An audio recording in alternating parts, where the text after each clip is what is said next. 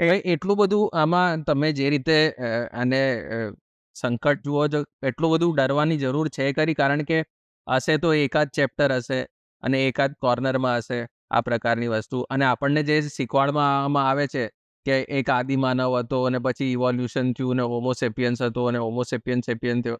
એ વસ્તુ પણ કોઈ હિસ્ટોરિકલ ફેક્ટ નથી, એ પણ થિયરી છે. સિમિલરલી આ બી રામાયણ મહાભારત ભાઈ એક યુગ હતો જેની અંદર એક મર્યાદા પુરુષોત્તમ હતા જેમણે આ પ્રકારનું કર્યું, તો એ માની લેશે બાળક.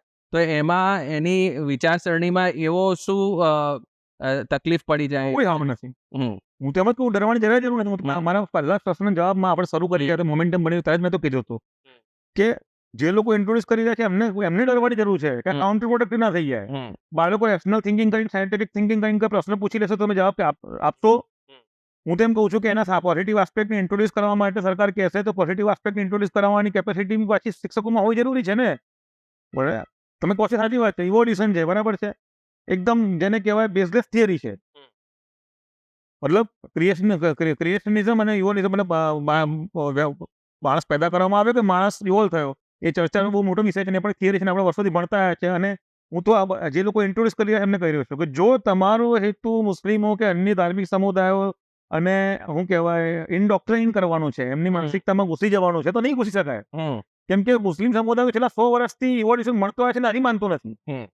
હકીકત છે. તો ઇવોલ્યુશન ને માનવું ના માનવું એ કારણ કે એના અમુક એટલે ઇવોલ્યુશનની જે સાયન્ટિફિકલી એસ્ટાબ્લિશ વસ્તુઓ છે એને માને છે બધા, અને મુસ્લિમ મેઇનસ્ટ્રીમ ઉલેમા અને સ્કોલર્સ પણ માને છે. એ જેટલું માને છે એટલું હું પણ માનું. એટલે ઇવોલ્યુશનની એ થિયરી છે કે ભાઈ એ બાયોજેનેસિસમાંથી બાયોજેનેસિસ થયું છે એની વાત કરી રહ્યો છું હું.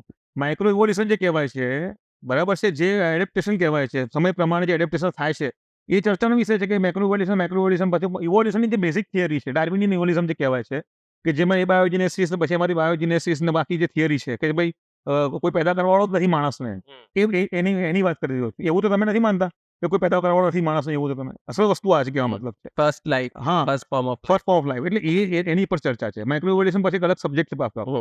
કહેવામાં મારો ખાલી એના દલીલ એ છે કે વર્ષોથી ભણવામાં આવતા, ફોર એક્ઝામ્પલ વર્ષોથી ભણવામાં આવે છે કે મુસલમાનોના ફ્રીડમ ફાઇટિંગમાં, ફ્રીડમ સ્ટ્રગલમાં બહુ મોટો રોલ રહ્યો નથી, અથવા તો રોલ છે એને છુપાવવામાં આવ્યો છે. છતાં મુસ્લિમોને ખબર છે, આજે ઘણા બધા મુસ્લિમોને જાણે છે એના વિશે.